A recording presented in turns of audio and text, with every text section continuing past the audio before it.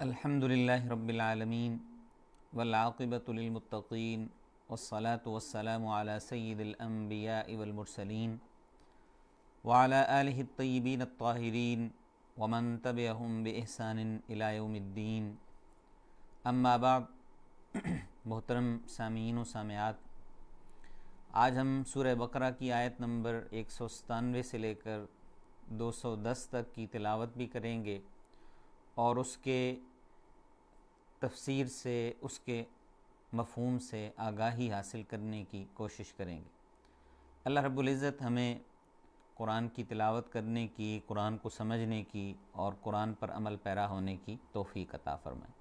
اب ہم تلاوت سے آغاز کرتے ہیں. آپ کے سامنے سکرین پہ قرآن کی آیات آ جائیں گی، اور اگر آپ اپنے سامنے مصحف کھول لیں تو زیادہ بہتر ہوگا.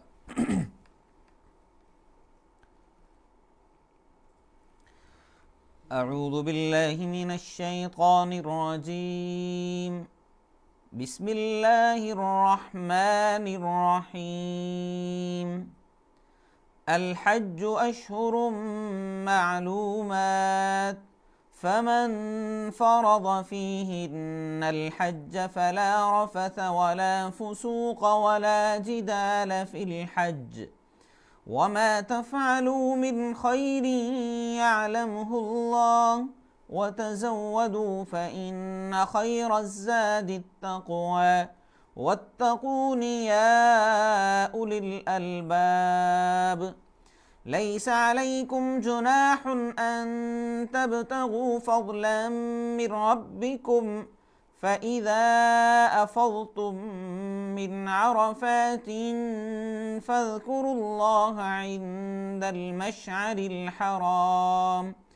واذكروه كما هداكم وإن كنتم من قبله لمن الضالين.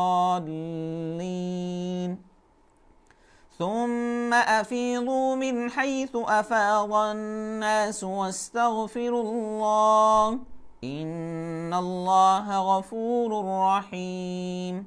فإذا قضيتم مناسككم فاذكروا الله كذكركم آباءكم أو أشد ذكرا فمن الناس من يقول ربنا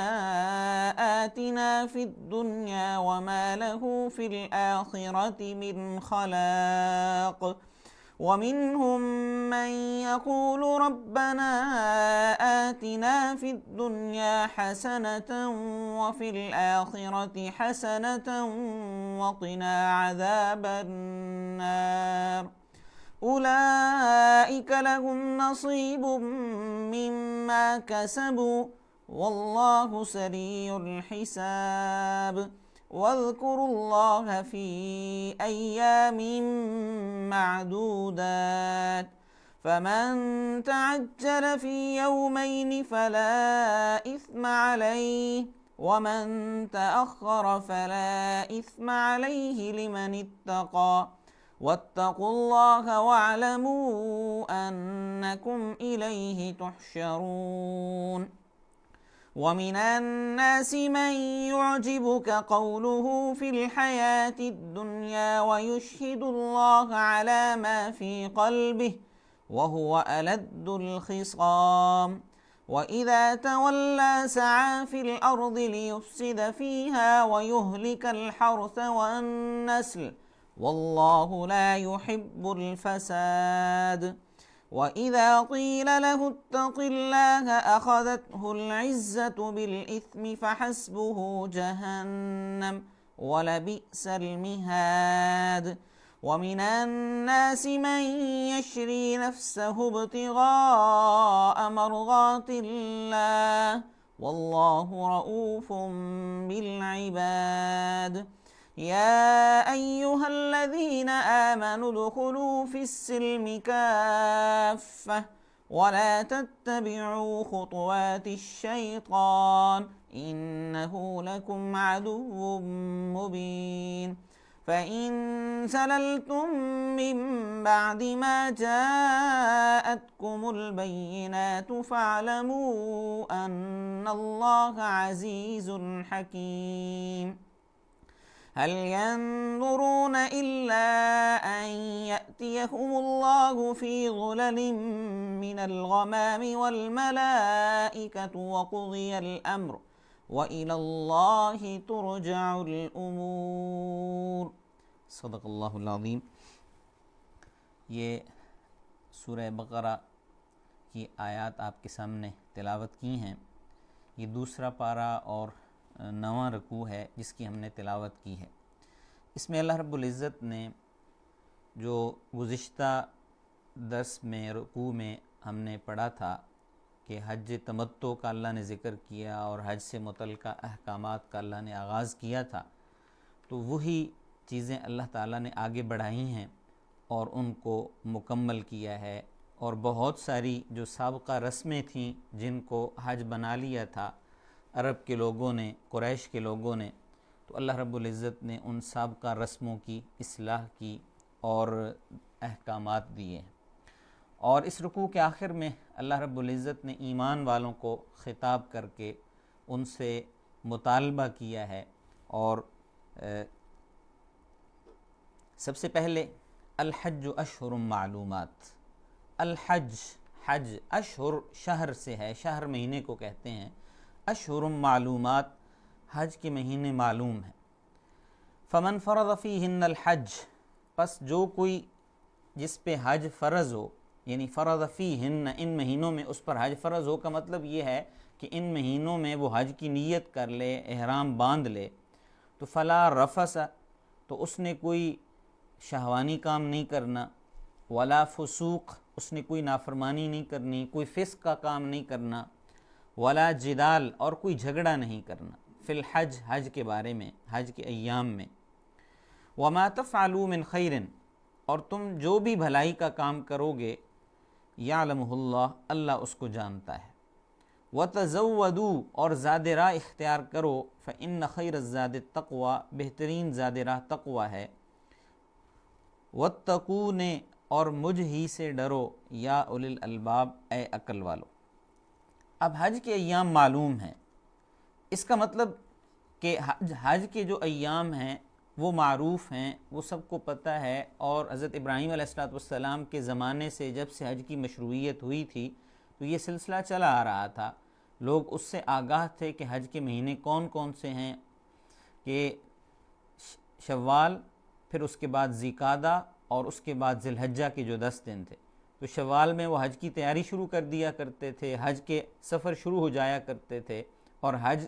کے سفر کا آغاز اور حج کی تیاری کا آغاز چونکہ شوال سے ہو جایا کرتا تھا، تو اس لیے قرآن نے، اور قرآن سے پہلے حضرت ابراہیم علیہ السلام کے زمانے سے شوال میں اس کا ذکر موجود تھا،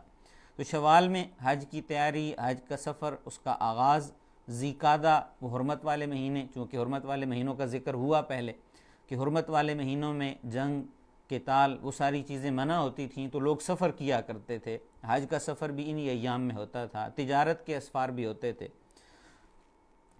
تو پھر حج کے 10 دن، ذی الحجہ کے 10 دن، تو وہ وہاں پہ پہنچ کے جو حج کے مناسک ہیں ان کو ادا کرنے کے ایام کہلاتے تھے۔ تو اب اللہ تعالیٰ نے یہاں پہ یہ ذکر کیا ہے کہ یہ حج کے مہینے معلوم ہیں۔ اب اس میں 2 چیزیں اس میں آ گئی ہیں، ایک تو وہ متعین مہینے ہیں کہ وہ کون کون سے ہیں، اسپیسیفک ان مہینوں کو اللہ نے ذکر کر دیا کہ وہ مہینے ہیں، اور دوسرا انہوں نے جو ایک بدعت بنا لی تھی، ایک رسم بد بنا لی تھی کہ وہ مہینوں میں ہیر پھیر کر دیتے تھے، مہینوں کو آگے پیچھے کر دیتے تھے، جس کا ذکر ہم نے کیا تھا کہ اس کو نسی کی رسم کہا جاتا تھا، کہ جی اس دفعہ جو رجب کا مہینہ ہے وہ شعبان کے بعد ہوگا، اس طرح مہینوں کو آگے پیچھے کر دیتے تھے۔ تو یہ جو ترتیب انہوں نے اپنی طرف سے بنا رکھی تھی اور صرف اپنی خواہشات کے حصول کا انہوں نے ایک ذریعہ بنا رکھا تھا، تو یہ چیز اور ایک اجارہ داری بنا رکھی تھی، اور اللہ تعالیٰ کی جو حلال کردہ چیزیں اور اللہ کی جو محرمات تھیں ان کی وہ تحریم نہیں کرتے تھے، ان کا احترام نہیں کرتے تھے۔ تو اللہ تعالیٰ نے یہاں پہ یہ ذکر کیا ہے کہ حج کے مہینے وہ معلوم ہیں، ان کو آگے پیچھے نہ کرو، حرمت والے مہینوں کو آگے پیچھے نہ کرو۔ فمن فرض فیہن الحج، پس جس نے ان ایام میں حج فرض کر لیا، یعنی حج کی نیت کر لی، احرام باندھ لیا، تو فلا رفث ولا فسوق ولا جدال فی الحج، اس نے حج کے ایام میں یہ 3 کام نہیں کرنے، چونکہ حج بنیادی طور پر قرب الہی کے حصول کا ذریعہ ہے، اور حج یہ اللہ تعالیٰ کی، یعنی یہ جامع العبادات بھی حج کو کہا جاتا ہے کہ اس میں ساری عبادات اور دین اسلام کے جو بنیادی ارکان ہیں وہ جمع ہو جاتے ہیں۔ تو فرمایا کہ جس نے اپنے اوپر حج لازم کیا ہے، جس نے حج کی نیت کر لی ہے، احرام باندھ لیا ہے، تو اس نے 3 کاموں کا خیال کرنا ہے۔ پہلا کام کیا ہے کہ فلا رفث، اس نے اپنی خواہش نفس کے اوپر کنٹرول کرنا ہے۔ جیسے ہم نے پڑھا، روزے کی فرضیت کا ذکر پڑھا، پھر اعتکاف کا ذکر پڑھا، تو اعتکاف کی حالت میں اپنی ازدواجی تعلقات قائم کرنے منع تھے، تو اسی طرح حالت احرام میں بھی اللہ تعالیٰ نے ازدواجی تعلقات قائم کرنے بھی منع کیے، اور صرف رفث میں ازدواجی تعلقات نہیں آتے ہیں، بلکہ ایسی باتیں کہ جن کی وجہ سے جو وہ جذبات کے اندر ایک انتشار کی کیفیت یا ایک ہیجانی کیفیت پیدا ہوتی ہے، وہ بھی اس زمرے کے اندر آتی ہیں۔ تو یعنی میاں بیوی آپس میں ایسی باتیں بھی نہ کریں، یعنی ازدواجی تعلقات قائم کرنا تو دور کی بات ہے، ایسی باتیں بھی نہ کریں کہ جن کی وجہ سے ان کے جو احرام کی کیفیت ہے اس کا تقدس پامال ہونے کا، مجروح ہونے کا اندیشہ ہے۔ ولا فسوق، اور کوئی فسق کا کام نہیں کرنا، کوئی نافرمانی کام، کوئی بھی ممنوع کام جس کو اللہ نے ناگوار کیا ہے، کوئی بھی منکرات میں سے جو چیز بھی ہے تو وہ بھی نہیں کرنی ہے۔ ولا جدال فی الحج، اور حج کے ایام میں کوئی جھگڑا بھی نہیں کرنا ہے۔ اب ظاہر بات ہے کہ وہاں پہ ایک ہجوم ہے، دنیا کا سب سے بڑا اجتماع ہے کہ جس میں لاکھوں کی تعداد میں مختلف زبانیں بولنے والے، مختلف پس منظر کے حامل لوگ اکٹھے ہوتے ہیں، اور ہر بندے کی ایک نفسیاتی کیفیت، اس کی جذباتی کیفیت وہ ایک الگ ہوا کرتی ہے۔ تو اس میں جب ایک تھوڑی سی جگہ میں، محدود جگہ میں جب لاکھوں لوگ جمع ہوتے ہیں، تو ایک دوسرے کے ساتھ اکٹھے اٹھنے بیٹھنے کی وجہ سے بھی جو ہے وہ ایک مسائل کا امکان ہوتا ہے، اندیشہ ہوتا ہے، دھکم پیل کے معاملات ہوتے ہیں رش کے ہونے کی وجہ سے۔ تو اللہ تعالیٰ نے فرمایا کہ اس کیفیت میں اپنے جذبات کے اوپر قابو رکھنا ہے، کنٹرول رکھنا ہے، یعنی اپنی نظروں کی بھی حفاظت کرنی ہے، اپنی زبان کی بھی حفاظت کرنی ہے، اپنے اعضاء کی بھی حفاظت کرنی ہے۔ گویا کہ یہ حج کا جو یہ ایک ٹریننگ ہے، یہ ایک کورس ہے، ایک ریہرسل ہے کہ جس میں انسان کو یہ سکھایا جا رہا ہے کہ وہ اپنی نگاہوں کو بھی پاکیزہ رکھے، اپنے دل و دماغ کو بھی وہ شائستہ رکھے، اور اپنے جذبات کے اوپر وہ قابو پائے اور اپنی عادات کی اصلاح کرے۔ اپنے جذبات کا اظہار اسے کرنے کی کوئی اجازت نہیں ہے۔ تو یہ کیفیات ایسی ہیں کہ جو اگر ان کا کوئی خیال نہیں کرتا ہے، ان کا کوئی احترام نہیں کرتا ہے، تو اس کی وجہ سے اس کا جو حج کا سفر ہے اور حج کی جو مشقت ہے تو وہ ختم ہو سکتی ہے، وہ اس کی تربیت بے اثر ہو سکتی ہے، اس کا حج جو ہے وہ روح سے خالی ہو سکتا ہے، اور وہ حج کی برکات سے محروم ہو سکتا ہے۔ تو اس لیے فریضہ حج اور یہ 3 چیزیں اکٹھی نہیں ہو سکتی ہیں کہ کوئی بندہ حج بھی کر رہا ہو اور حج کے دوران وہ یہ کام بھی کر رہا ہو۔ اللہ تعالیٰ نے فرمایا کہ فمن فرض فیہن الحج، حج کے ایام اللہ نے بتائے ہیں، دن بتا دیے، اور اس کے بعد اللہ نے فرمایا کہ جو کوئی حج کرنا چاہتا ہے تو اس نے یہ 3 چیزیں اپنے اوپر قابو کرنا ہے، 3 چیزوں کا اس نے لحاظ رکھنا ہے، کنٹرول کرنا ہے، کہ اس نے کوئی ایسی بات بھی نہیں کرنی کہ جس کی وجہ سے اس کے جذبات کی کیفیت وہ اپنی جگہ پہ برقرار نہ رہے۔ پھر دوسرا یہ ہے کہ حج کے ایام میں انسان نے وہ اپنے کپڑے اتار دیے ہیں، یعنی اس نے جو تفاخر کا لباس تھا وہ اتار دیا ہے، انسلی چادریں پہن لی ہیں، احرام باندھ لیا ہے۔ اسی طرح خاتون ہے تو اس نے بھی اپنا چہرہ کھلا رکھنا ہے۔ تو اب ان کیفیات میں کہ وہاں پہ ایک اختلاط کی کیفیت ہے، اور اس اختلاط کی کیفیت میں اس نے اپنے اوپر قابو رکھنا ہے، اپنی نظر کے اوپر قابو رکھنا ہے، کنٹرول رکھنا ہے، اپنی نظروں کو آوارہ نہیں بنانا ہے، اور اس حد تک بھی کہ اپنی جو شریک حیات ہے اس کے ساتھ بھی ایسی باتیں نہیں کرنی ہیں کہ جن کی وجہ سے اس کی جو روحانی کیفیت ہے وہ ختم ہو یا متاثر ہو، یا اس کی جذبات کی کیفیت وہ اپنے دائرے سے باہر نکل جائے۔ اور لڑائی جھگڑا بھی نہیں کرنا ہے، اور کوئی گناہ کا کام بھی نہیں کرنا ہے حج کے ایام میں۔ یہ اللہ تعالیٰ نے یہ بات کہی اور فرمایا کہ وَمَا تَفْعَلُوا مِنْ خَيْرٍ يَعْلَمُهُ اللَّهُ، تم جو بھی بھلائی کا کام کرو گے، جو بھی نیکی کا کام کرو گے، اللہ اس کو جانتے ہیں۔ اللہ سے کوئی چیز اوجھل نہیں ہے، اللہ سے کوئی چیز مخفی نہیں ہے کہ کون سا بندہ کس نیت کے ساتھ، کس جذبے کے ساتھ وہ یہ کام کر رہا ہے اور اللہ کے گھر میں وہ حاضری دے رہا ہے۔ یہ دیکھیے کہ حضرت عمر فاروق رضی اللہ تعالیٰ عنہ کا زمانہ ہے، ان کے زمانہ خلافت میں ملک غسان جبلہ بن اہم، وہ اس کے بارے میں آتا ہے کہ وہ مسلمان ہو گیا، بنیادی طور پہ عیسائی تھا، مسلمان ہوا، اس نے اسلام قبول کیا، اور اسلام قبول کر کے وہ آتا ہے اور حج کے ایام میں وہ حرم کی حدود میں طواف کر رہا ہے، اور طواف کرتے ہوئے ہوتا کیا ہے کہ ایک اعرابی کا، ایک بدو کا پاؤں اس کے احرام پہ آتا ہے، اور اس کی چادر تھوڑی سی جو ہے وہ کھنچ جاتی ہے، اس کے خلل پڑتا ہے، وہ پیچھے مڑتا ہے اور مڑ کے اس کو تھپڑ دے مارتا ہے، اور وہ کہتا ہے کہ جی تمہیں نہیں پتا کہ میں غسان کا بادشاہ ہوں، حکمران ہوں، اور تمہیں تمیز نہیں ہے۔ تو وہاں پہ وہ بندہ جاتا ہے اور جا کے عمر فاروق رضی اللہ تعالیٰ عنہ کی خدمت میں حاضر ہو کے شکایت کرتا ہے، استغاثہ پیش کرتا ہے، مقدمہ دائر کر دیتا ہے کہ اس نے حرم کی حدود میں مجھ پہ ہاتھ اٹھایا ہے۔ تو جب پوچھا گیا، بلایا گیا، تو اس نے اعتراف کیا اور اس نے کہا کہ اس نے جو ہے وہ میرے احرام کے اوپر پاؤں رکھا ہے، اس کی چادر کے اوپر پاؤں رکھا ہے، اور جو ہے وہ میری عبادت کے اندر خلل پڑا، میں نے اس لیے تھپڑ مارا۔ تو حضرت عمر فاروق رضی اللہ تعالیٰ عنہ نے کہا کہ قصاص دینا پڑے گا، جو تاوان ہوگا، بدلہ ہوگا، یہ تمہیں تھپڑ مارے گا۔ تو وہ موقع لیتا ہے اور رات کو ہی وہ بھاگ کے چلا جاتا ہے، اور پھر وہ اسلام کو ہی چھوڑ دیتا ہے، مرتد ہو جاتا ہے، دوبارہ اس کیفیت کی طرف چلا جاتا ہے۔ لیکن یہ واقعہ ذکر کرنے کا مقصد یہ ہے کہ حرم کی حدود میں وہاں جا کے اپنی جو ذاتی انا کی کیفیت ہے، یہ ذاتی جو انسان اپنا منصب سمجھتا ہے، عہدہ سمجھتا ہے، وہ ساری چیزیں وہاں پہ ختم ہو جاتی ہیں۔ عبادات کے اندر بنیادی ٹریننگ یہ کروائی جاتی ہے کہ ایک ہی صف میں کھڑے ہو گئے محمود و ایاز، نہ کوئی بندہ رہا نہ کوئی بندہ نواز، کہ جب عبادت کے لیے آپ نے آنا ہے، نماز میں آپ نے کھڑے ہونا ہے، حج کے مناسک ادا کرنے ہیں، تو کوئی امتیازی شناخت آپ کی نہیں ہونی چاہیے کہ یہ بادشاہ ہے اور یہ غلام ہے، یہ ادنا ہے اور یہ اعلیٰ ہے۔ یہ کیفیات وہاں پہ نہیں چلتی ہیں۔ وہاں پہ اپنی میں ختم کرنی پڑتی ہے، وہاں پہ اپنی انا ختم کرنی پڑتی ہے، اور اگر کوئی وہاں جا کے بھی اپنی انا کو باقی رکھتا ہے، برقرار رکھتا ہے، تو اسے پھر حج کی کیفیت اور اس عبادت کی برکتیں حاصل نہیں ہو سکتی ہیں۔ تو اس لیے اللہ تعالیٰ نے یہ 3 کام منع کیے ہیں کہ جو حج پہ جاتا ہے تو اس نے حج پہ جا کے یہ 3 کام نہیں کرنے ہیں، اس نے اپنے اوپر قابو رکھنا ہے، کنٹرول رکھنا ہے، اور اپنی جو ہے اس اصلاح کا سفر اور یہ جو روحانی ترقی کا سفر ہے، اس کو خالصتاً اللہ کی رضا کے لیے پورا کرنا ہے۔ وَتَزَوَّدُوا فَإِنَّ خَيْرَ الزَّادِ التَّقْوَىٰ۔ اب یہ کلمات، یہ بھی ان کی ایک رسم تھی، زمانہ جاہلیت کی ایک رسم تھی، اس کی اصلاح کرنے کے لیے اللہ تعالیٰ نے بتائے ہیں کہ وَتَزَوَّدُوا، زاد راہ اختیار کرو، فَإِنَّ خَيْرَ الزَّادِ التَّقْوَىٰ، بہترین زاد راہ تقویٰ ہے۔ اب انہوں نے یہ بنا لیا تھا کہ ہم نے اللہ کی رضا کے لیے جو سفر کرنا ہے، تو اس میں دنیاوی سامان، کھانے پینے کا سامان اگر ساتھ لے کے چلیں گے تو یہ ہمارا سفر کھوٹا ہو سکتا ہے۔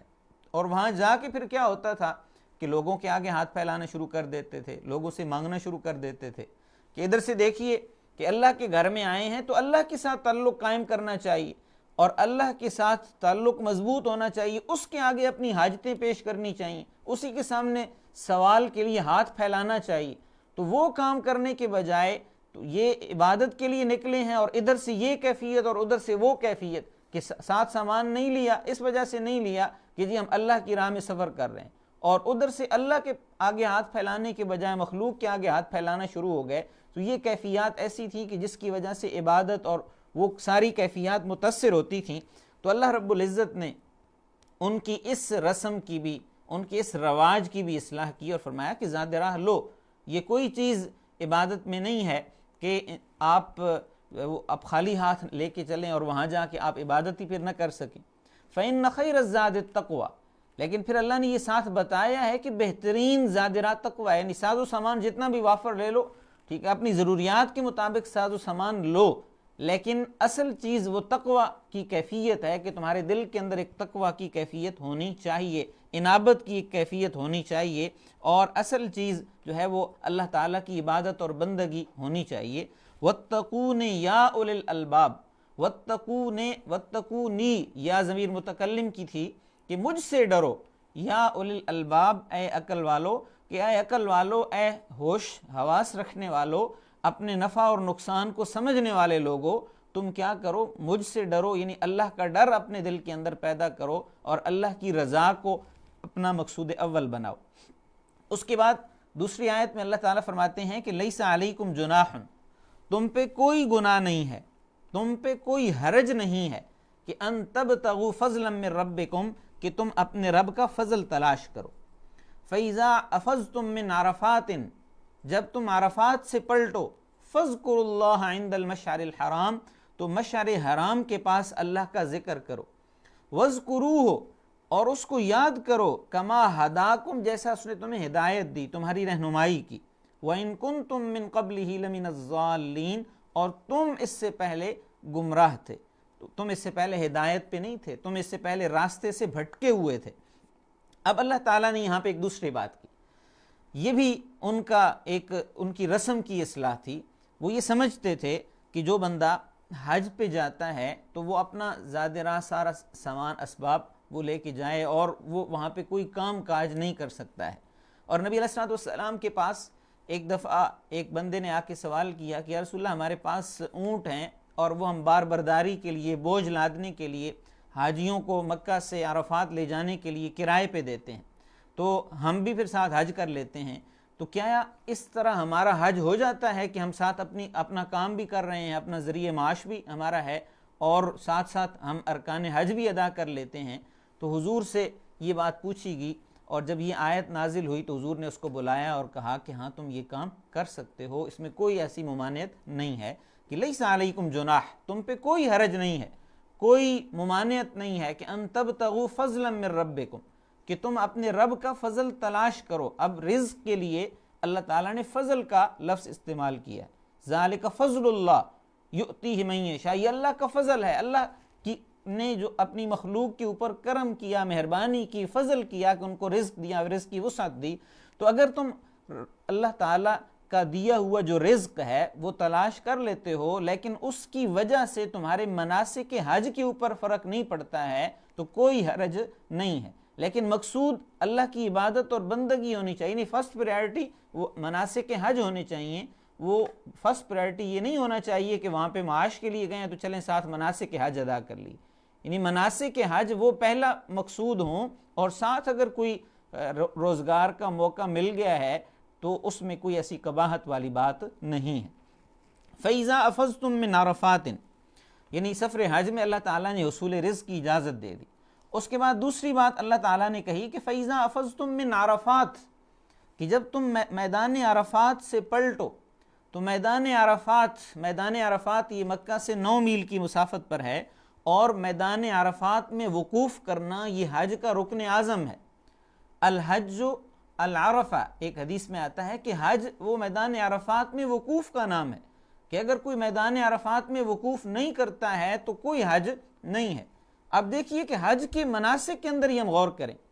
کہ حرم کی حدود میں، مسجد حرام میں ایک نماز پڑھنا 1,00,000 نماز کے برابر اس کا ثواب ہے، لیکن جب حج کے ایام آتے ہیں تو پھر کیا ہوتا ہے کہ حرم کو، مسجد حرام کو چھوڑ کے باہر نکلنا ہے، حدود حرم سے بھی باہر نکل جانا ہے، اور وہاں جا کے اللہ کے حکم کی بجاوری میں جو ہے وہاں پہ دن گزارنے ہیں، عبادت کرنی ہے، بندگی کرنی ہے، ذکر کرنا ہے، دعائیں کرنی ہے، مناجات کرنی ہے۔ تو اصل چیز اللہ کا حکم ہے، اللہ کا حکم آیا تو مسجد حرام سے نکل کے میدان عرفات میں چلے گئے، منا میں چلے گئے، اور منا سے آگے پھر میدان عرفات میں چلے گئے۔ تو میدان عرفات میں 9 ذی الحجہ کو زوال سے لے کر، سورج کی زوال کے بعد سے لے کر غروب آفتاب تک وہاں پہ ٹھہرنا یہ حج کا رکن ہے، لازم ہے، اور اگر کسی نے وقوف نہیں کیا، وقوف عرفہ نہیں کیا تو اس کا حج نہیں ہوتا ہے، بلکہ اس کے ذمے اس کی قضا لازم آ جاتی ہے، اس نے پھر وہ کرنی ہوتی ہے۔ تو یہ وقوف عرفہ، میدان عرفات میں جانا۔ تو اب عرفات، یہ اس کی وجہ تسمیہ کیا ہے؟ یعنی یہ تعارف کا بھی ایک ذریعہ ہے کہ وہاں پہ مشرق مغرب سے، شمال جنوب سے، دنیا کے مختلف خطوں سے، مختلف رنگوں اور مختلف بولیاں بولنے والے لوگ وہاں پہ اکٹھے ہوتے ہیں، تو ایک دوسرے کا تعارف بھی کرتے ہیں۔ اور دوسرا جو عرفات کا ہے کہ وہ معرفت الہی کا ذریعہ ہے، وہ اللہ کے تعارف کی جگہ ہے کہ وہاں جا کے انسان اللہ کا تعارف حاصل کرے۔ اور اسی میدان کے اندر، اسی میدان عرفات کے اندر جبل رحمت بھی ہے کہ جس جبل رحمت کے پاس حضور اکرم صلی اللہ علیہ وآلہ وسلم نے خطبہ، اپنا وہ مشہور خطبہ، حج کا خطبہ جسے حجۃ الوداع کا خطبہ کہتے ہیں، وہ ارشاد فرمایا تھا کہ جو رہتی دنیا تک، قیامت تک آنے والی تمام انسانیت کے لیے ایک رہنمائی کا سامان لیے ہوئے۔ تو جبل رحمت کے پاس وہاں پہ باقاعدہ امام خطبہ حج ارشاد فرماتا ہے، اور پھر ظہر کی نماز اور عصر کی نماز اکٹھی پڑھی جاتی ہیں۔ تو وہاں پہ جو لوگ میدان عرفات میں وقوف کرتے ہیں تو انہوں نے یہ کام کرنا ہوتا ہے، خطبہ حج سننا ہے، اور پھر جو ہے وہ نماز ظہرین ادا کرنی ہے، ظہر اور عصر کی نمازیں ظہر کے وقت میں پڑھنی ہیں، اور اس کے بعد پھر غروب آفتاب تک وہیں پہ رہنا ہے، وہیں پہ ذکر کرنا ہے، فاذکروا اللہ عند المشعر الحرام، اور پھر جب وہاں سے پلٹنا ہے تو وہ مشعر حرام کے پاس آ کے، یعنی مسجد، وہاں سے میدان عرفات سے مکہ کی جانب 3 میل کی مسافت کے فاصلے پر مزدلفہ ہے۔ اسی مزدلفہ میں جو پہاڑ ہے اس کو مشعر حرام کہا جاتا ہے۔ تو مزدلفہ میں جا کے جو ہی غروب آفتاب ہوتا ہے تو پھر میدان عرفات حاجیوں نے چھوڑنا ہے، اور میدان عرفات چھوڑ کے مزدلفہ کی جانب روانہ ہونا ہے، اور پھر مزدلفہ کی حدود میں داخل ہو کے وہاں پہ مغرب اور عشاء کی نماز پھر اکٹھے پڑھنی ہے۔ تو یہ دیکھیے کہ پہلے وہاں پہ ظہر اور عصر کی نماز اکٹھے پڑھی اور اللہ کے حکم کی بجاوری میں وہیں پہ روکے، اور پھر جو ہی سورج غروب ہوا پھر وہاں سے سفر کیا، پھر نماز نہیں پڑھنی، نماز پڑھنی ہے تو مزدلفہ جا کے پڑھنی ہے، اور وہاں جا کے پھر مغرب اور عشاء کی نماز اکٹھی پڑھنی ہے۔ تو یہ اللہ تعالیٰ کا حکم ہے، اور اللہ نے جو حکم جس انداز میں دیا ہے اسی انداز میں اس کو ماننا اور اپنانا یہ لازم ہے اور ضروری ہے۔ فاذکروا اللہ، اللہ کا ذکر کرو، اللہ کو یاد کرو، عند المشعر الحرام، مشعر حرام کے پاس، مسجد مشعر حرام یعنی مزدلفہ میں جا کے وہاں پہ اللہ کو یاد کرو، یعنی مغرب اور عشاء کی نماز بھی وہیں پہ پڑھو، اور پھر پوری رات جو ہے وہ زمانہ جاہلیت میں لوگ یہ کرتے تھے کہ اس کو تفریح منایا کرتے تھے، وہاں پہ ان کی محفلیں ہوتی تھیں، گپ شپ کی محفلیں ہوتی تھیں، اور اس میں ایک دوسرے سے جو ہے وہ مقابلہ بازی کیا کرتے تھے، شعر و شاعری کی محفلیں لگایا کرتے تھے۔ تو اللہ تعالیٰ نے فرمایا کہ یہاں پہ آپ نے یہ کام نہیں کرنا، وَاذْكُرُوهُ كَمَا هَدَاكُمْ، اب تم نے اللہ کا ذکر کرنا ہے، اللہ کو یاد کرنا ہے وہاں پہ، یعنی وہ جو رات ہے وہ بڑی قیمتی رات ہوتی ہے کہ اس رات میں دعائیں کرنی ہیں، اللہ کے سامنے آہوزاریاں کرنی ہیں، مناجات کرنی ہیں، اذکار کرنے ہیں۔ وَإِن كُنتُم مِّن قَبْلِهِ لَمِنَ الضَّالِّينَ، اور تم اس سے پہلے سیدھے راستے پر نہیں تھے، سیدھے راستے سے بھٹکے ہوئے تھے، تم اس سے پہلے گمراہ تھے۔ تو اللہ تعالیٰ نے پھر بتایا ہے کہ آپ نے یہ کام کرنا ہے، یہ اس کی اصلاح کی ہے، یہ رسموں کی، حج کے اندر جو رسمیں لوگوں نے شامل کر رکھی تھیں ان کی اصلاح اللہ تعالیٰ کر رہے ہیں۔ ثُمَّ أَفِيضُوا مِنْ حَيْثُ أَفَاضَ النَّاسِ، پھر وہاں سے پلٹو جہاں سے لوگ پلٹتے ہیں۔ وَاسْتَغْفِرُوا اللَّهَ، اور اللہ سے گناہوں کی معافی مانگو۔ ان اللہ غفور الرحیم، بے شک اللہ تعالیٰ بخشنے والے ہیں اور رحم کرنے والے ہیں۔ اب یہ بھی ایک زمانہ جاہلیت میں قریش نے ایک رواج بنا لیا تھا کہ وہ میدان عرفات میں جاتے ہی نہیں تھے،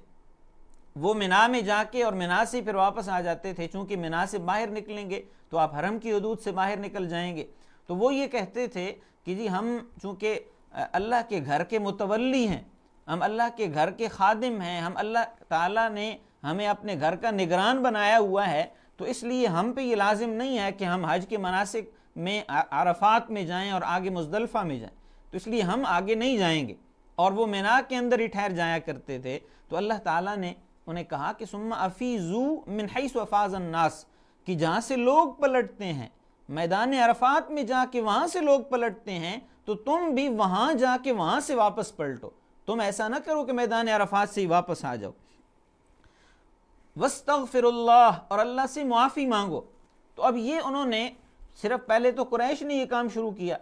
پھر قریش کے ساتھ جن کی رشتہ داریاں تھیں، بنو خزاعہ تھے، بنو بکر تھے، انہوں نے بھی یہ کام شروع کر دیا۔ وہ بھی اپنے آپ کو سپیریئر سمجھنا شروع ہو گئے، برتر سمجھنا شروع ہو گئے، اور پھر ہوتے ہوتے جو قریش کے حلیف قبائل تھے وہ سارے کے سارے یہ کام کرنے لگ گئے کہ صرف قریش نہیں بلکہ قریش کی رشتہ داریاں جن قبیلوں میں تھیں اور پھر جو ہے وہ جن کے ساتھ ان کا حلف تھا، معاہدے تھے، وہ سارے کے سارے قبائل وہ میدان عرفات میں رک جانا شروع ہو گئے اور آگے جانے سے رک گئے، باز آ گئے۔ اور یہ کام وہ کرتے کس لیے تھے کہ اپنے آپ کو برتر سمجھتے تھے، تکبر کی وجہ سے، غرور کی وجہ سے وہ یہ کام کرتے تھے۔ تو اللہ تعالیٰ نے ان کی اس رسم کی بھی اصلاح کی۔ میں نے پہلے ذکر کیا ہے کہ نماز کے ذریعے، حج کے ذریعے ایک مساوات سکھائی جاتی ہے، برابری سکھائی جاتی ہے، اور حج کے قدم قدم پہ مساوات سکھائی جا رہی ہے، برابری سکھائی جا رہی ہے، تکبر کے اور غرور کے بتوں کو توڑا جا رہا ہے کہ آپ نے اپنے اندر سے میں نکالنی ہے، انا نکالنی ہے، خود پسندی نکالنی ہے، اور تکبر اور نخوت کی جو کیفیات ہیں ان کو ختم کرنا ہے۔ تو فرمایا کہ وَاسْتَغْفِرُ اللَّهِ، اللہ سے استغفار کرو، اللہ سے گناہوں کی معافی مانگو کہ پہلے جو تم نے یہ تکبر کیا ہے، اتنا عرصہ یہ کیفیت کرتے رہے ہو، یہ تمہاری کیفیت ٹھیک نہیں تھی۔ ان اللہ غفور رحیم، بے شک اللہ تعالیٰ بخشنے والے ہیں اور رحم کرنے والے ہیں۔ اس کے بعد یہ اس رسم کی بھی اصلاح کرنے کے بعد پھر اللہ تعالیٰ کہتے ہیں کہ فَإِذَا قَضَيْتُم مَنَاسِكَكُمْ، کہ جب تم اپنے مناسک پورے کر لو۔ مناسک منسک کی جمع ہے، منسک کہتے ہیں طریقہ، اور حج کے جو ارکان ہیں، حج کی جو ادا کرنے کا طریقہ ہے، اس ہر طریقے کے لیے منسک کا لفظ استعمال ہوتا ہے۔ حج کے ارکان کے لیے مناسک حج کا لفظ استعمال ہوتا ہے کہ فَإِذَا قَضَيْتُم مَنَاسِكَكُمْ، جب تم مناسک حج کو ادا کر لو، فَاذْكُرُوا اللَّهَ، پھر اللہ کو یاد کرو۔ یعنی جب میدان عرفات سے تم مزدلفہ میں آؤ اور پھر مزدلفہ سے واپس منا میں آؤ، تو پھر تم نے کیا کرنا ہے؟ فَاذْكُرُوا اللَّهَ، پھر اللہ کو یاد کرنا ہے۔ اور اللہ کو کیسے یاد کرنا ہے؟ كَذِكْرِكُمْ آبَاءَكُمْ، جیسے تم اپنے آباء و اجداد کا ذکر کرتے تھے، او اشد ذکرا، یا اس سے بھی زیادہ شدت کے ساتھ اللہ کا ذکر کرنا ہے، اللہ کو یاد کرنا ہے۔ اب یہ دیکھیے کہ یہ بھی زمانہ جاہلیت کا ایک رواج تھا کہ جب وہ مناسک حج سے فارغ ہوتے تھے، تو مناسک حج سے فارغ ہو کے پھر وہ، اب بھی یہی کام ہوتا ہے کہ سر منڈوایا جاتا ہے، احرام کھولا جاتا ہے، قربانی کی جاتی ہے، اور اس کے بعد پھر رمی کا سلسلہ ہوتا ہے، پھر طواف زیارت ہوتا ہے۔ تو یہ جو حج کے مناسک ہیں، وہ حج کے ارکان، یعنی وقوف عرفہ اور مزدلفہ سے ہو کے جب وہ واپس پلٹتے ہیں تو کچھ اس کے اندر نرمی آ جاتی ہے۔ تو اس نرمی کی کیفیت میں وہاں پہ لوگ کرتے یہ تھے کہ شعر و شاعری کی محافل منعقد کرتے تھے۔ جس طرح انہوں نے مزدلفہ والی رات میں شعر و شاعری کی محفلیں منعقد کی، گپ شپ لگائی اور ایک تفریح کا اس کو ذریعہ بنایا ہوا تھا، اسی طرح مناسک حج سے فارغ ہو کے وہ ایک میلہ لگاتے تھے جس میں شعر و شاعری کے مقابلے ہوا کرتے تھے، اور اس میں اپنے آباء و اجداد کی جو بہادری تھی، ان کی جو سخاوت تھی، ان کی جو عظمتیں تھیں، ان کے وہ چرچے بیان کرتے تھے۔ ایک قبیلہ دوسرے قبیلے سے سبقت لے جانے کی کوشش کرتا تھا۔ تو اللہ تعالیٰ نے یہاں پہ فرمایا کہ فَاذْكُرُوا اللَّهَ كَذِكْرِكُمْ آبَاءَكُمْ، اللہ کو ایسا ذکر کرو، اللہ کو ایسے یاد کرو جیسے تم اپنے آباء و اجداد کا ذکر کرتے تھے، جیسے اپنے آباء و اجداد کی عظمتیں بیان کرتے تھے، اسی طرح خالق حقیقی کی عظمتیں بیان کرو، اس کا ذکر کرو، او اشد ذکرا، یا اس سے بھی بڑھ کے ذکر کرو۔ اور پھر اللہ تعالیٰ نے یہاں پہ ایک اور چیز بھی ذکر کی کہ وَمِنَ النَّاسِ، لوگوں میں سے کچھ لوگ ہیں، مَن یقولو، جو یہ کہتے ہیں، ربنا آتنا فی الدنیا، اے اللہ ہمیں دنیا عطا کر، وما لہ فی الآخرۃ من خلاق، ان کا آخرت میں کوئی حصہ نہیں ہے۔ یعنی حج میں جا کے اب وہاں پہ جب ذکر کرنے کی ہے، دعائیں کرنے کی بات آئی ہے، دعائیں کرنے کا حکم دیا جا رہا ہے، تو وہاں جا کے بھی لوگ کرتے کیا ہیں؟ اللہ تعالیٰ نے فرمایا کہ وہاں جا کے بھی لوگ دنیا مانگ رہے ہیں، دنیا کی آسائشیں مانگ رہے ہیں، دنیا کی راحتیں مانگ رہے ہیں، دنیا کی نعمتیں مانگ رہے ہیں،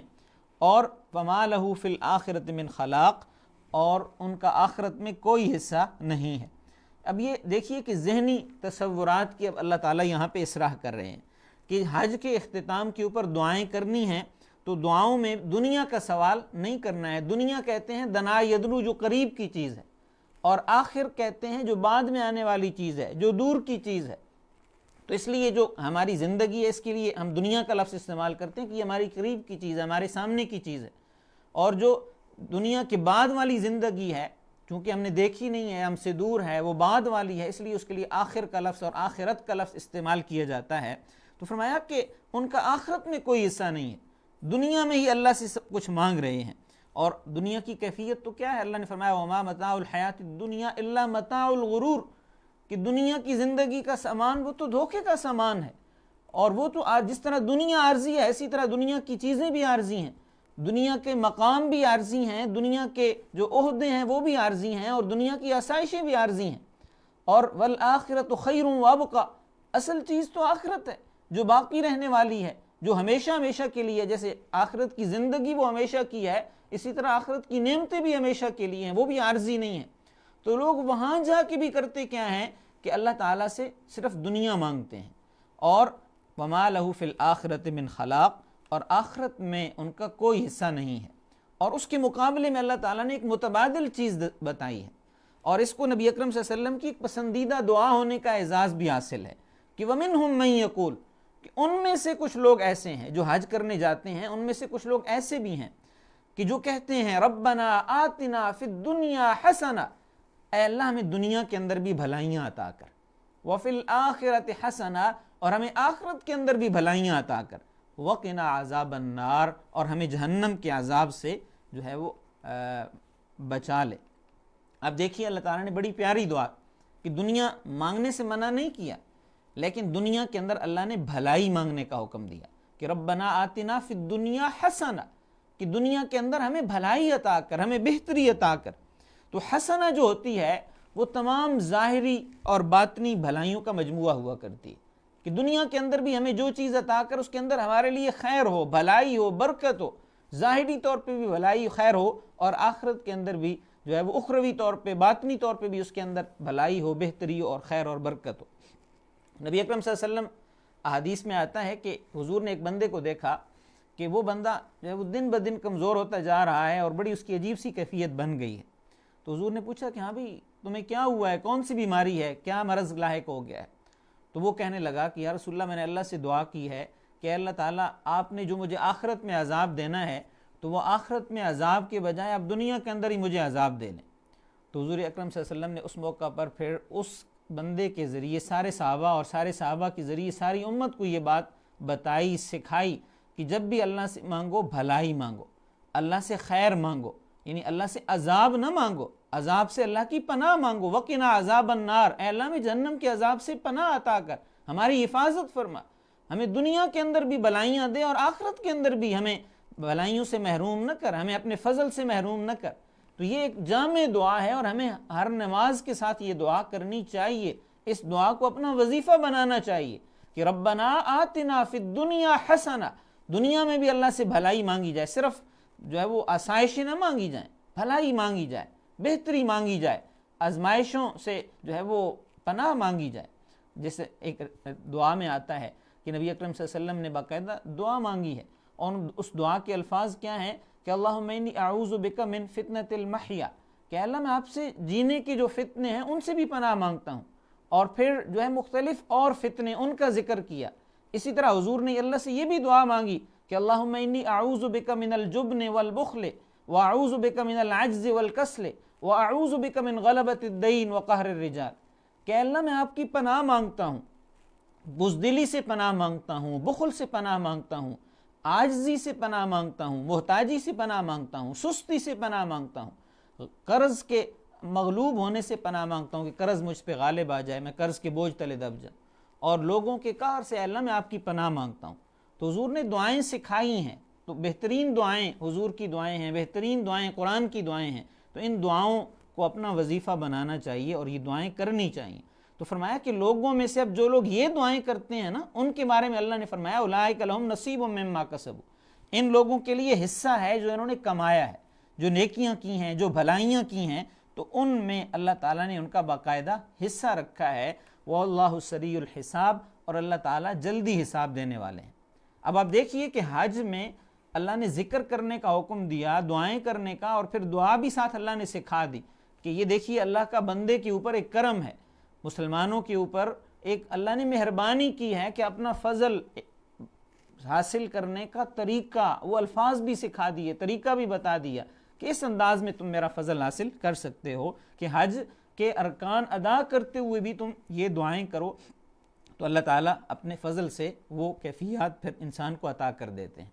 اس کے بعد اللہ تعالیٰ فرما رہے ہیں کہ وَاذْكُرُوا اللَّهَ فِي أَيَّامٍ مَّعْدُودَاتٍ، وَاذْكُرُوا اللَّهَ، اللہ کو یاد کرو، اللہ کا ذکر کرو، فی ایام معدودات، گنے چنے چند دنوں میں۔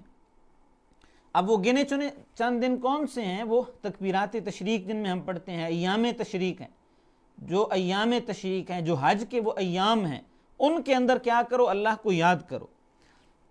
فمن تعجل فی یومین فلا اثم علیہ، جس نے جلدی کی 2 دنوں میں تو اس پر کوئی گناہ نہیں ہے، کوئی حرج نہیں ہے۔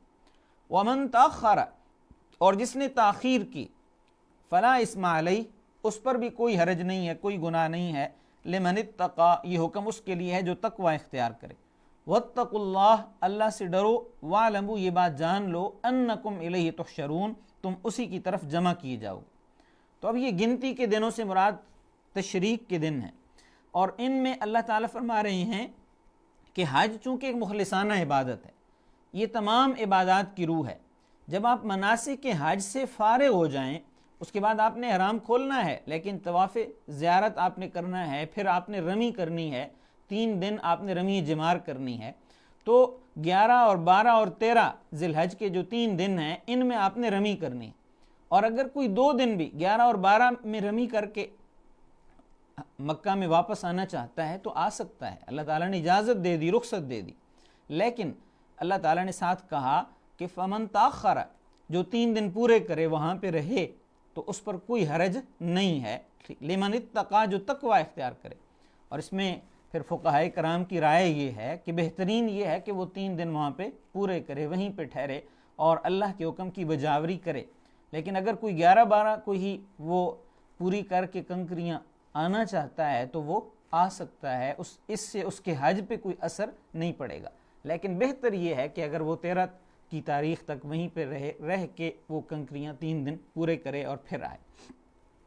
تو اب حج کے بعد ہونا تو یہ چاہیے کہ حج جب پورا ہو گیا ہے تو انسان کی خشیت میں، انسان کے تقوی میں، انسان کے خوف خدا کی کیفیت میں اضافہ ہونا چاہیے۔ اب نبی اکرم صلی اللہ علیہ وآلہ وسلم کا ارشاد ہے، آپ نے فرمایا کہ جب بندہ حج کر لیتا ہے اور حج کی شرائط کے ساتھ، جو اللہ نے ان آیات میں شرائط ذکر کی ہیں، ان کی پابندی کرتا ہے، ان کی پاسداری کرتا ہے، تو پھر جب وہ حج سے واپس پلٹتا ہے تو وہ اس کیفیت میں پلٹتا ہے کہ رجع کیوم ولدتہ امہ، کہ وہ گویا کہ آج ہی پیدا ہوا ہے۔ جس طرح انسان دنیا میں جب آتا ہے تو گناہوں سے پاک ہوتا ہے، تو حج کرنے کے بعد وہ ایسے گناہوں سے پاک صاف ہو جاتا ہے۔ ٹھیک ہے، اگر حقوق العباد کے گناہ نہیں ہیں، یہاں پہ یہ چیز ہمیں سمجھنی چاہیے کہ حقوق اللہ اور حقوق العباد کی کیفیت میں ہمیں فرق کرنا چاہیے۔ حقوق العباد اس وقت تک معاف نہیں ہوتے ہیں کہ جب تک ان حقوق کی ادائیگی نہ کر دی جائے یا وہ حقوق معاف نہ کروا لیے جائیں۔ ٹھیک، صرف توبہ اس کے لیے کافی نہیں ہوتی ہے، جس کی حق تلفی کی ہے اس کو اس کا حق ادا کرنا ہے، یا اس سے پھر حق اگر ادا نہیں ہو سکتا ہے تو پھر معافی اس سے کروانی ہے، حق معاف کروانا ہے، پھر اللہ کے فضل سے امید کی جا سکتی ہے۔ واتقوا اللہ، اللہ سے ڈرو۔ واعلموا، اور یہ بات جان لو کہ انکم الیہ تحشرون، تم اسی کی طرف لوٹائے جاؤ گے۔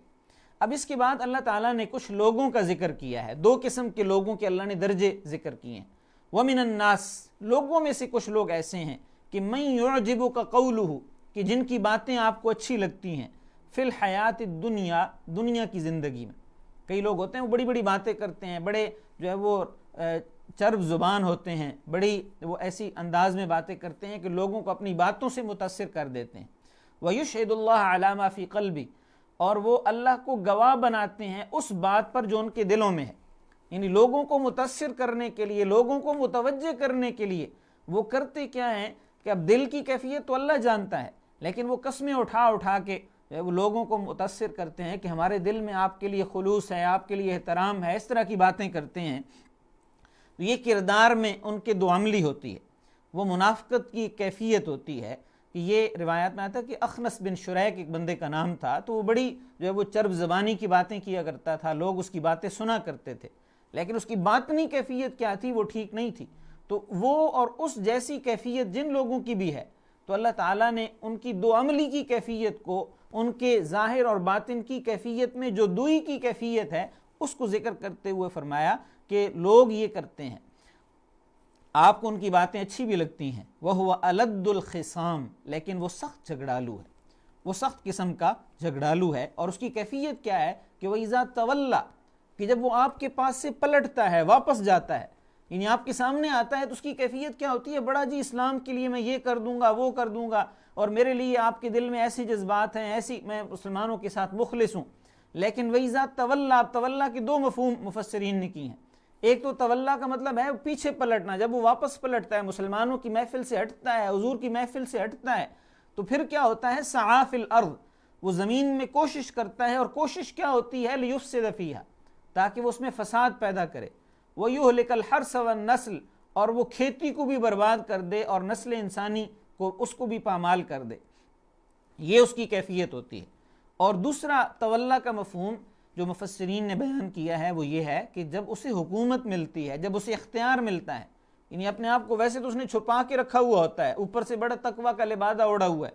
لیکن جو ہی اس کو کوئی اختیار ملتا ہے تو پھر اس کے پر پرزے نکلتے ہیں، اور پھر جو ہے وہ زمین میں فساد کی کیفیت پیدا کر دیتا ہے۔ اور وہ صرف فساد کی کیفیت سے، اس کیفیت سے صرف انسانیت متاثر نہیں ہوتی ہے، بلکہ جو انسان کی غذا بننے والی چیزیں ہیں وہ بھی متاثر ہوتی ہیں۔ واللہ لا يحب الفساد، اور اللہ تعالیٰ فسادیوں کو پسند نہیں کرتا ہے۔ وَإِذَا قِيلَ لَهُ اتَّقِ اللَّهِ، اور جب اس سے کہا جاتا ہے، ایسے بندے سے کہ جو دو عمل ہے، جو منافق کی کیفیت میں ہے، ظاہر اور باطن الگ ہے،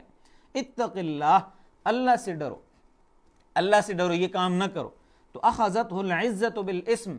تو اس کو وہ گناہوں کے اوپر جو اس نے جھوٹا اپنا وقار بنا رکھا ہوتا ہے وہ اس کو پکڑ لیتا ہے کہ بھئی نہیں جی میں تو ایسا ہوں اور ایسا ہوں، اور وہ جھوٹی قسمیں اٹھا کے پھر رجوع کی کیفیت پھر نہیں پیدا ہوتی۔ فحسبہ جہنم، اس کے لیے جہنم کافی ہے، وَلَبِئْسَ الْمِہَادُ، اور وہ برا ٹھکانہ ہے۔ تو تکبر جو ہوتا ہے وہ اس کی ہدایت کی راہ میں رکاوٹ بن جاتا ہے،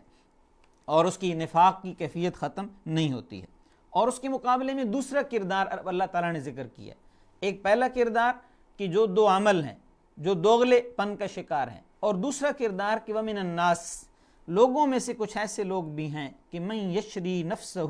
کہ جو اپنی جان کھپا دیتا ہے، جو اپنی جان بیچ دیتا ہے، اپنے وسائل سارے ختم کر لیتا ہے، ابتغاء مرضات اللہ، اللہ کی رضا حاصل کرنے کے لیے۔ واللہ رؤوف بالعباد، اللہ تعالیٰ بندوں پہ نرمی کرنے والا ہے، تو ایسے بندوں کے ساتھ اللہ تعالیٰ بڑے نرم معاملہ کرنے والے ہیں۔ اب یہ اسلامی جو قافلہ ہے، جو مسلمانوں کی جماعت ہے، اس کا اصل اثاثہ یہ لوگ ہیں، اس کا اثاثہ وہ لوگ نہیں ہیں جو زبانی کلامی باتیں کرتے ہیں، چکنی چپڑی باتیں کر کے لوگوں کو متاثر کرتے ہیں اور اپنا مفاد پورا کرتے ہیں۔ اصل اسلام کا اثاثہ اور اصل مسلمانوں کا اثاثہ وہ یہ لوگ ہیں کہ جو اللہ کی رضا کے لیے اپنا سب کچھ قربان کرنے پہ تیار ہوتے ہیں۔ حضرت صہیب رومی رضی اللہ تعالیٰ عنہ، ان کے بارے میں آتا ہے کہ جب وہ ہجرت کرنے لگے تو مکہ میں چونکہ وہ اپنا کوئی کام کرتے تھے، ان کے پاس جو اثاثہ تھا، جمع پونجی تھی، وہ لے کے نکلنے لگے۔ راستے میں ان کو روکا گیا اور انہیں کہا گیا، تو انہوں نے سودا کیا کہ تم ایسا کرو، مجھے جانے کی اجازت دو، اور یہ جو میری جمع پونجی ہے، میرا اثاثہ ہے، یہ سارا تم لے لو، یہ جو مویشی ہیں جو میں نے اجرت کر کے، محنت کر کے، مزدوری کر کے یہ چیزیں کمائی تھیں، یہ ساری تم لے لو اور مجھے جانے دو۔ تو انہوں نے کہا ٹھیک ہے، یہ دے دو۔ کفار کے سردار اور وہ جو ان کی راہ میں رکاوٹ بنے تھے، ان سے انہوں نے سب کچھ چھین لیا، اور تنہا ان کو جسم پہ جو کپڑے تھے انہی کے ساتھ جانے کی اجازت دے دی۔ تو جب وہ جاتے ہیں تو اللہ تعالیٰ نے، جب وہ حضور کے پاس پہنچتے ہیں تو اللہ تعالیٰ نے یہ آیت نازل کی کہ یہ لوگ اللہ تعالیٰ کے پسندیدہ لوگ ہیں، کہ جو اللہ کی رضا کے لیے اپنا سب کچھ قربان کر دیتے ہیں، کہ روپیہ پیسہ، ظاہری اسباب، دنیاوی متاع، اس کی کوئی حیثیت نہیں ہے، اصل حیثیت اور اہمیت ہے تو وہ اللہ کے حکم کی اہمیت ہے، اور بندہ مومن کو یہ کیفیت اپنانی چاہیے۔ تو اس لیے اللہ تعالیٰ نے یہ دونوں کردار اس آیت میں حج کے فوری بعد ہمارے سامنے ذکر کیے ہیں، حج کے احکامات دینے کے بعد۔ اور اس کے بعد اللہ تعالیٰ نے ہم سب کو خطاب کر کے ایک خاص حکم دیا ہے، اور وہ خاص حکم کیا ہے کہ یا ایھا الذین آمنوا ادخلوا فی السلم کافہ، اے ایمان والو داخل ہو جاؤ اسلام میں، کافتاً، پورے کے پورے، اسلام میں پورے کے پورے داخل ہو جاؤ۔ اب ایمان والوں کو حکم ہو رہا ہے کہ ایمان والے، اے ایمان، اب وہ پہلے ہی مسلمان ہیں، وہ پہلے ہی انہوں نے کلمہ پڑھا ہوا ہے، اب اللہ تعالیٰ حکم کیا دے رہے ہیں کہ ادخلوا، داخل ہو جاؤ، فی السلم، اسلام میں، کافتن، پورے کے پورے۔ اب پورے کا پورا داخل ہونے کا مطلب کیا ہے کہ تم نے صرف اسلام کی عبادات کو نہیں ماننا ہے، تم نے صرف اسلام کی عبادات کے نظام کی پیروی نہیں کرنی ہے، تم نے انفرادی زندگی بھی اور اجتماعی زندگی بھی، تم نے اپنی معاشرت بھی، اپنی معیشت بھی، اپنی تجارت بھی، اور اپنی تمام تر کیفیات کو اسلام کے نظام کے اندر ڈھالنا ہے۔ یہ کافہ کا مطلب ہے کہ پورے کا پورا اسلام میں اپنا ظاہر باطن، اپنی انفرادی زندگی، اجتماعی زندگی، وہ ساری کی ساری اسلام کے مطابق۔ اسلام چونکہ زندگی کے ہر گوشے میں ہماری رہنمائی کرتا ہے، Islam is complete code of life. یہ ایسے نہیں ہے کہ یہ صرف چند عبادات کا مجموعہ ہے یا چند رسمیں ہیں، چند رواج ہیں، ان کی اصلاح کی ہے، بلکہ اسلام زندگی، انسان کی پیدائش سے لے کر وفات تک پیش آنے والے تمام معاملات میں اس کی رہنمائی کرتا ہے، انفرادی ہوں یا اجتماعی معاملات ہوں، اور اپنے ماننے والوں سے مطالبہ کرتا ہے کہ وہ اسلام میں پورے کے پورے داخل ہوں، اس کی پیروی کریں۔ وَلَا تَتَّبِعُوا خُطُوَاتِ الشَّيْطَانِ، اور شیطان کے طریقے کی پیروی نہ کرو۔ یعنی شیطان کا طریقہ کیا ہے کہ اسلام سے ہٹ کے کوئی اور نظام یا اسلام، کچھ چیزیں اسلام کی لے لینی، کچھ کسی اور کی لے لینی، یہ فرمایا کہ شیطان کی پیروی کرنا ہے۔ إِنَّهُ لَكُمْ عَدُوٌّ مُّبِينٌ، بے شک وہ تمہارا کھلا دشمن ہے۔ فَإِن زَلَلْتُمْ، اور اگر تم ڈگمگا گئے، اگر تم نے اسلام قبول کرنے کے بعد پھر کچھ چیزیں اسلام کی لیں اور کچھ کسی اور کی لے لیں، من بعد ما جاءتکم البینات، کہ اس کے پاس تمہارے پاس واضح دلائل آ چکے ہیں، واضح احکامات آ چکے ہیں، اللہ کی تعلیمات واضح طور پہ تم تک پہنچ چکی ہیں، پھر تم پھسل گئے، پھر تم نے وہ راہ چھوڑ دی، تو یہ بات جان لو کہ ان اللہ عزیز حکیم، اللہ تعالیٰ غالب ہیں اور اللہ تعالیٰ حکمت والے ہیں۔ هل ينظرون، کیا وہ انتظار کرتے ہیں کہ ان یأتیہم اللہ، اللہ ان کے پاس خود آئے، فی ظلل من الغمام، بادلوں کے سائے میں، والملائک، اور اللہ کے فرشتے آئیں۔ یہ جیسے یہودیوں نے مطالبہ کیا تھا کہ لن نؤمن لک حتی نری اللہ جہرا، کہ اے موسیٰ ہم آپ پہ اس وقت تک ایمان نہیں لائیں گے جب تک ہم اللہ کو اپنی آنکھوں کے سامنے نہ دیکھ لیں۔ تو کیا یہ لوگ، یعنی اب ایمان والوں کو اللہ تعالیٰ نے حکم دیا، اور بات وہی چل رہی ہے اسلام میں کہ پورا کا پورا داخل ہونے کا اللہ نے حکم دیا ہے، اور فرمایا کہ کیا وہ اس بات کا انتظار کر رہے ہیں کہ اللہ خود آئے ان کے پاس، اور خود آ کے اللہ تعالیٰ اور اللہ کے فرشتے آ کے جب وہ اپنی آنکھوں سے دیکھیں گے تو پھر وہ کہیں گے کہ اب ہم اللہ پہ ایمان لاتے ہیں، اب ہم اللہ کی بات مانتے ہیں۔ وَقُضِيَ الْأَمْرُ،